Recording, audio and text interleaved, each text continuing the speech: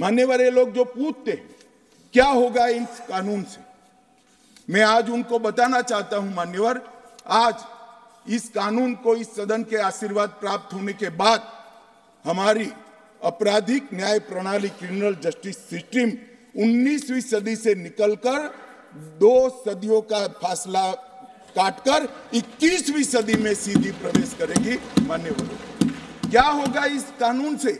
मूल भारतीय परंपरा की न्याय की अवधारणा को समग्र विश्व को हम परिचय करा पाएंगे और इसके सुफल इस देश की जनता चख पाएगी। क्या होगा इससे? जो पूछते हैं मैं उनको कहना चाहता हूं, विश्व की सबसे आधुनिक और वैज्ञानिक न्याय प्रणाली का भारत की 140 करोड़ की जनता के लिए उपस्थित है।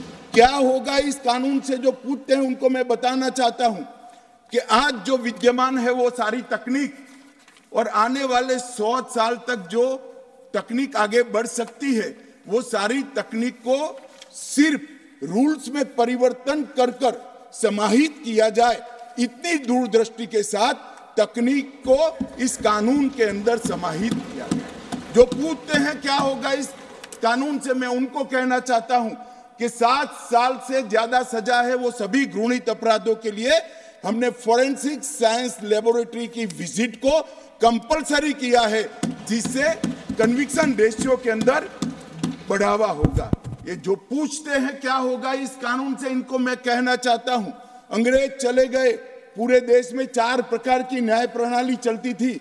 आज कश्मीर से कन्याकुमारी और द्वारका से लेकर कामाख्या तक इस कानून के आने के बाद एक ही प्रकार की न्याय प्रणाली का चलेगी।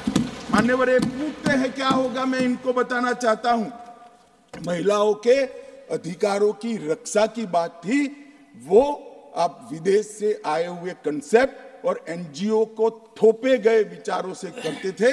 हम मातृशक्ति के सम्मान के लिए परंपरागत हमारा जो सम्मान है, वो सम्मान को इस कानून के अंदर कानून का स्वरूप देने में सफल हुए हैं, मैं बताना चाहता हूं। मान्यवर, जो पूछते हैं क्या होगा इस कानून से, आजादी के 75 साल तक और 4 दशक से आतंकवाद का दंश झेलने के बाद इस देश की आपराधिक न्याय प्रणाली के कानूनों के अंदर आतंकवाद की डेफिनेशन नहीं थी। नरेंद्र मोदी जी ने जीरो टॉलरेंस टुवर्ड आतंकवाद का परिचय कराते हुए टेररिज्म की डेफिनेशन को इसके अंदर शामिल किया है। मान्यवर, जो पूछते हैं इस कानून से क्या होगा, मैं उनको बताना चाहता हूं कि इस कानून से राज्यद्रोह अब देशद्रोह के अंदर बदल गया है।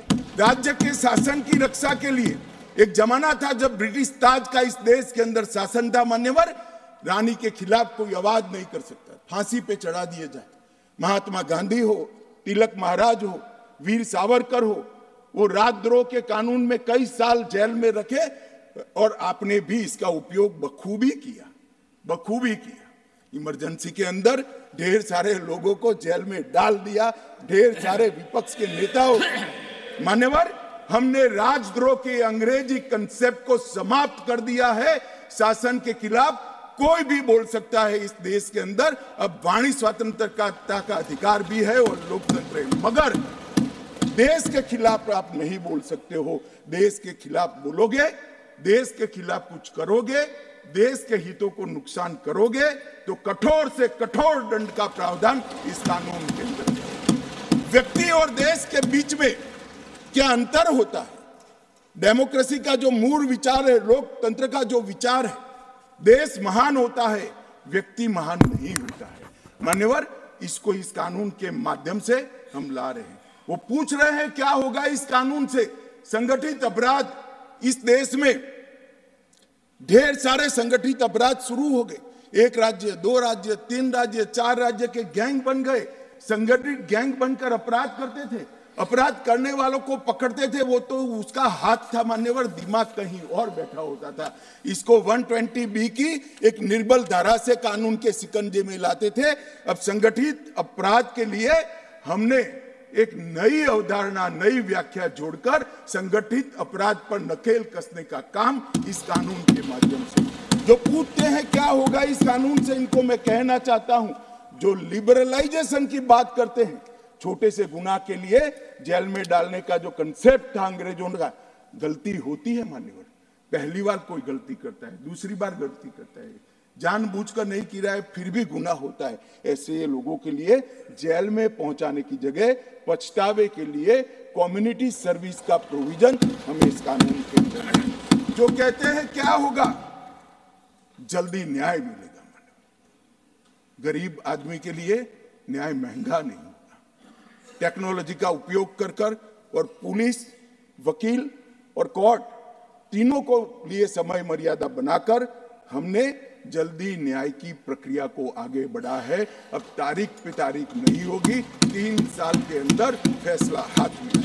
जो कहते हैं क्या हुआ है, कई बार भ्रष्टाचार से कोई जजमेंट इधर उधर आ जाता है, गलती से आता है, इसकी अपील का निर्णय कौन करता है माननीय राज? अपील जिसने प्रोसिक्यूशन का जो वकील है वो ही करता है।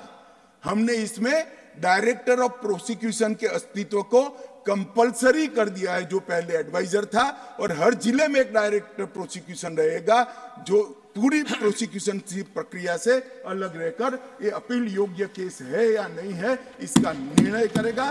इससे सबको मालूम पड़ेगा। और अंत में जो कह रहे हैं इससे क्या होगा, मैं इनको कहना चाहता हूं, ब्रिटिश संसद ने बनाए हुए कानूनों को समाप्त कर कर मोदी जी ने भारतीय संसद की गौरव को बढ़ाया है। आज पूरा देश कानून पारित होने के बाद हमारी संसद के बनाए हुए कानून के आधार पर